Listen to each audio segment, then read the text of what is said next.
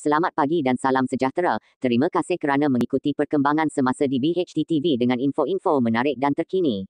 Berita hari ini, kecoh di media sosial apabila media melaporkan pendakwa terkenal, Abed Lew dihadapkan ke Mahkamah Lita di Tenom, Sabah, pada Jumaat dipercayai membabitkan 11 pertuduhan berkaitan gangguan seksual.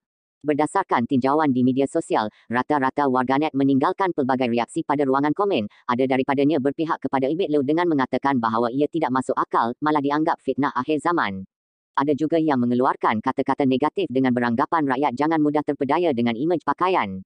Sebelum ini, Abed Lew yang mengaku tidak bersalah didakwa atas kesalahan membuat penghantaran gambar dan perkataan lucah dengan maksud mengaibkan kehormatan seorang perempuan melalui aplikasi WhatsApp di daerah Tenom antara Mac hingga Jun tahun lalu.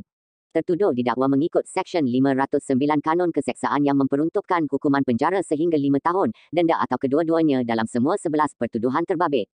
Mahkamah kemudiannya menetapkan 20 hingga 23 April depan sebagai tarikh penyerahan dokumen, manakala tarikh perbicaraan ditetapkan pada Jun depan.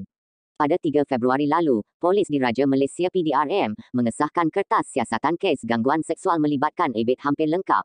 Pada Julai lalu, siasatan terhadap pendakwa terkenal itu dilakukan selepas polis menerima laporan daripada beberapa individu mendakwa pendakwa tersebut melakukan gangguan seksual.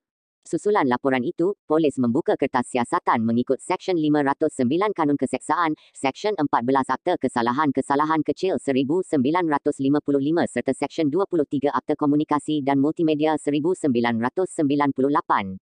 Bagaimanapun, Pengarah Jabatan Siasatan Jenayah Bukit Aman, Datuk Seri Abdul Jalil Hassan pada Jumaat berkata, pendakwaan terhadap Abed Lew dilakukan selepas siasatan dari pelbagai sudut termasuk kemungkinan unsur fitnah.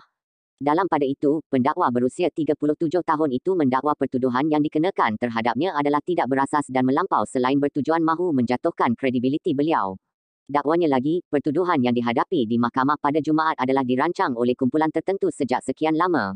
Dalam hal ini, orang ramai seharusnya tidak melakukan sebarang spekulasi berhubung pendakwaan kes supaya prosiding di mahkamah tidak terganggu.